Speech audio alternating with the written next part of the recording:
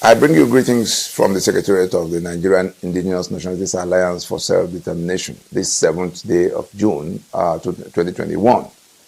As the disputed Federation of Nigeria continues to wobble in what now seems its terminal throes, and as the evidence of state failure continues to manifest all over the place, I'm sure some of us heard Ambassador John Campbell talking about it with his institute just last week.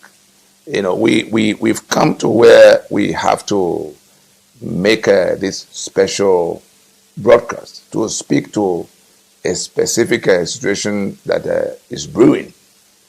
We do not know how true it is, but it is so grave that we need to make this broadcast to address it. Only a few days ago, a leaked memo purportedly coming out from the Attorney General Malami, suggesting the suspension of the 1999 Constitution to the president.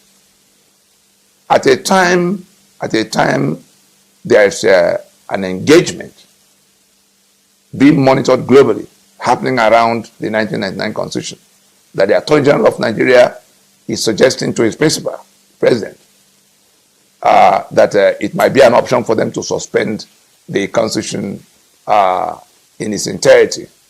Now, the reason we are making this broadcast is to explain the legal position to everybody so that they can know, in case anybody is thinking in that direction, so that they can know upfront exactly what will happen if anybody goes in that mad direction.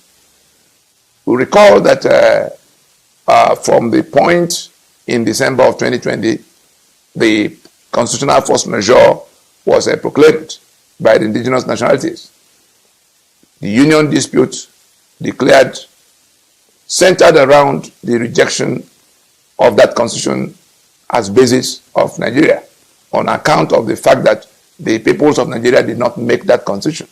Now, that action, that constitutional force majeure proclamation, effectively terminated the life of that constitution. Whether anybody understands it now or not, it wouldn't matter. The only thing holding that constitution in place is the limited toleration, like a life support. The 1999 constitution is on life support now, and that life support is, on account of the limited toleration being extended to it by these same nationalities in this alliance, this majority of the South and Middle Belt holding hands that have repudiated the document and now insisting on its termination. But to avoid anarchy, we indicated in that proclamation that we were going to tolerate it only for the period of transition that must now be undertaken. Nigeria has no room to maneuver because of the fact that the nationalities, the constituent blocks, as we see in this, in the map here, the constituent blocks are retrieving their sovereignty that Nigeria had, hijacked, that the illicit federal government of Nigeria that emanated from the point of the collapse of the Federation of Nigeria in 1967, had hijacked, their sovereignties have been hijacked and corralled into the unitary Nigeria that is defined by that constitution. So where we are now is that action has taken out that constitution. The process going on now, which is the retrieval of sovereignty by all of those who were trapped here all these decades. But we are carrying on in a manner that will lock out anarchy. And so if in that very limited situation, that limited toleration of that constitution, somebody now thinks he can get ahead of everybody, we remember that just a day or two after the proclamation, the National Assembly, I think it was the Senate, that threw out something of amendment. They now went into an amendment process that in which the thematic issues for the amendment were lifted almost 100% from the constitutional grievances listed in that proclamation. Let those who can find the two documents compare. Check what the National Assembly said they are going to amend, and check the grievances listed there in that in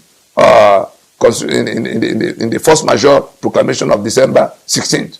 I'm making this connection so that we can see very clearly that the system, instead of responding to the issues raised, instead of calling a meeting of the owners of the enterprise as the international stakeholders had advised, the US, the EU, the UK, pointing Nigeria to the prescriptions of our proclamation, they are hedging around, trying to rush to the National Assembly to go and do amendments. Of course, it didn't take anything to knock that one out. The amendment gambit has failed, because we made it clear to everybody that the legislative mandate of the National Assembly does not extend to constitution making, period.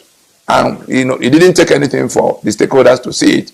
And everywhere they went to their so-called public hearing, that was what they were told. The governor in Asaba, the Okowa, the governor in Ondo, Keredolu, Afe Babalola, all of those who should know, Akeoyebode, all of those who should know, I've told them that they can't, that there's nothing, that the contention of those who are rejecting the constitution is that we've not made any constitution, and that decree number 24 of 1999 cannot remain basis of the pretending we have a federation or a union at all. And so, having done all of this and having extended at this time that transitioning, we say let those in government house remain for the period we will need to walk our way from this dead end to what could become the successor constitutional instrument. It is in that desperation to wangle and wobble that they've tried amendment. It hasn't worked. And then we now see this memo that has leaked to the public space, in which the Attorney General is advising the suspension of the Constitution. Let us get it very clear. Anybody who attempts, Nigeria is at an edge, as long as that Constitution is that Nigeria defined by that Constitution is sitting at the very edge. The only reason it's still sitting there is because we are avoiding anarchy by extending limited toleration to the document at this time. If anybody attempts to go in that direction, the person will find out too late in the day that the sovereignties that now constitute that Nigeria are already being retrieved by the owners of the sovereignty.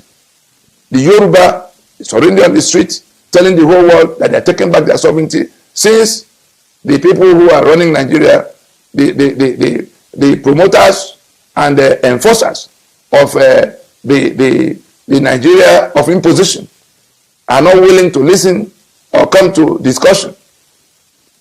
The sovereignty of the constituent components is not dependent on anybody to agree with them or not agree with them. If anybody does anything to truncate what is left of the life of that dead constitution, is actually on life support. If anybody does anything along the lines of the suggestion of Malami in this situation, the person will wake up almost the same day or the next day to see that the owners of the sovereignty are not going to listen to any, so that we don't leave anybody in any kind of doubt in the matter. This is about what we'll be witnessing. I think it might be easier to take it from here. In this formation, so that nobody's in doubt, these three blocks are rejecting this union as defined by this constitution. These three blocks are rejecting this union of Nigeria as defined by this constitution. They are saying it is a fraud against them at this time, since it is alleged that they submitted their sovereignties in the preamble to this constitution, that we the people have agreed to be in this union, indissoluble union, and therefore have made this constitution two false claims upon which this constitution stands. And the whole essence of this constitutional force majeure is to take everybody, peacefully from this situation of fraud to successor protocols through a process that will avoid anarchy. And if in the middle of that, somebody now does something that takes the document in another direction, as in, suspending it, nothing will be left of that union. And all these three blocks are not going to pay any attention to anything anybody is saying. To assume martial power, to assume where will the sovereignty fall from the sky, to keep the union, they will sit in Abuja to manage. That's not going to happen. These three will rather want to go in the direction already dictated by the situation. The Sharia belt already seceded from the secular union. So they are gone. These three already have their charters and their constitutions in process, only waiting to go to referendums. That's the only thing, and that's why if we go to the demands, the 5 points of demand in the proclamation of December 16th, 2020, we will see what these three blocks indicated as what should happen going forward. That there will be a two-stage process. For those talking about national conference and all such, the sidetracking of what should happen, we are saying that the owners of the sovereignty that has been hijacked and called Nigeria have organized themselves to take back their sovereignty, sequestered by that constitution. So if anybody suspends that constitution, it is just suspension of whatever is left of the union and the limited toleration of that constitution for the sake of peace, to avoid anarchy. So we just want to make that very clear. In the midst of all of that, we again saw the altercation with Twitter and are we being told now that nobody is actually, there's no thinking left in the circle of governance over Nigeria? The embarrassment coming to all of us from the I don't even have the word that can qualify the madness that have been displayed. As if we are a country of unthinking people. We are being disgraced by our own government. In a situation, you heard what international stakeholders are already saying. The investors that are already, gone, practically gone, you now come and stir up, except somebody wants to crash the union unceremoniously. So let us be clear in our minds what we are doing. We have something on the table. That force majeure is in. We've had the 90 days for the federal government, the 30 days for the state, second tier of government. We're now with the populace and the diplomatic community, 120 days. We're almost at the half of it. We see what's going on in the eastern Nigeria. Yes, one can, there's nothing, nobody can justify the killing of soldiers and policemen. We've condemned it in every possible language, that Nnadi and his ESN cannot go killing soldiers and policemen, and the government will fold its arms. Having said that, we've also seen the kind of operation going on, targeting entirely, the entire populace.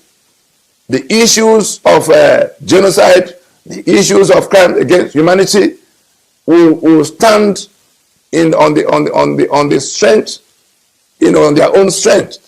People are going to look at what happened and what is being done in response. Going back to the content of the Twitter post that was taken down from the president of Nigeria concerning the operation. So let us tie all this together and begin to make up our mind whether we should not embrace the the structured process of engaging this matter, or we want to wait until it snaps and everybody begins to take care of themselves in whichever manner they can.